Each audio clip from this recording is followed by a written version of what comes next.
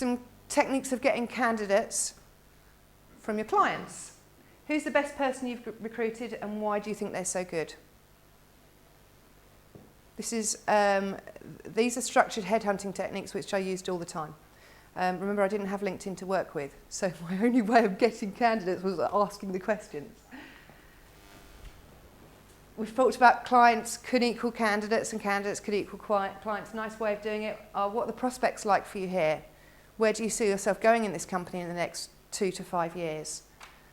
Getting an indication of when and how they'd like to move. Who would you like me to headhunt?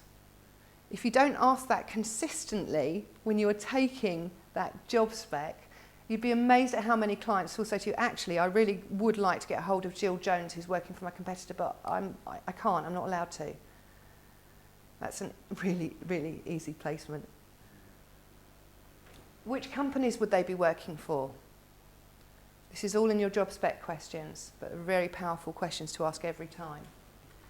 What could their job title be in these companies? I did a little exercise on job titles the other day because there's so many different job titles around at the moment, and actually sometimes they'd be looking for people to take a step up, so they might be at a lower job title right now, or the job title could be called a number of different things. I used an example of a beer taster. So what other name could you give a beer taster? Lucky bastard, yeah. But it could be product tester, sample person, it could be anything. So make sure that you're getting job titles as well, and they'll be very, very helpful when you keyword search. Which of your suppliers could they be working for? Depends on your niche. Will depend on what the suppliers work. Who could I use as a source call? We're going back a bit now, but when I was working with a candidate and she said, look, I want to work with this company called Google. Now, I'd never heard of Google before, that's how far long ago it was. And I said, well, you know, why do you specifically want to work with Google? They're based in Ireland, why would you want to do that? And she said, well, my Auntie Mabel works there. It wasn't her Auntie Mabel, it was a name, it's my Auntie Mabel works there. I said, okay, what does Auntie Mabel do? And it was nothing to do with it. I said, I'll tell you what, give me Auntie Mabel's number and I'll ring Auntie Mabel and see if she can help me find the right person to speak to in Google, and I made a placement out of it. This was before Google was Google, if you like. Didn't become one of my clients, unfortunately. Why didn't it become one of my clients? I didn't continue a relationship with them, which is really silly.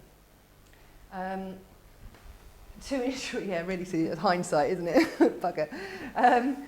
To ensure that I get the best candidate, I'm going to be headhunting for this role. Clearly, it's important that I don't reapproach people that you've already seen. Can you give me their names, please? Sometimes it works, sometimes it doesn't. Thinking back, who's the best temp or contractor that you've had working there? Kevin, that will work for you really well. If they've had contractors working before, let's get an idea of who's the best one. Doesn't mean we're going to put them back in again, but we can use them and we can headhunt them and find them and put them somewhere else.